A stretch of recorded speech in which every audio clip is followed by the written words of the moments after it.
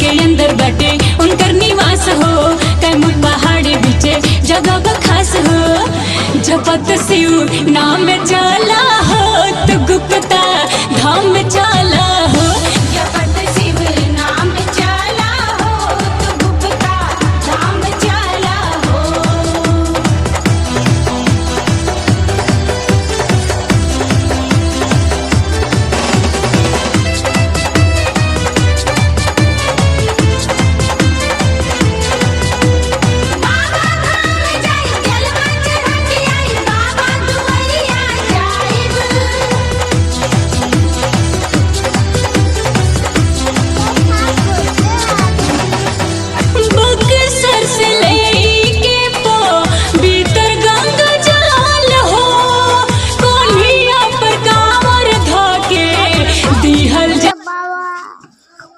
Bam bam, bilang bapak, bam.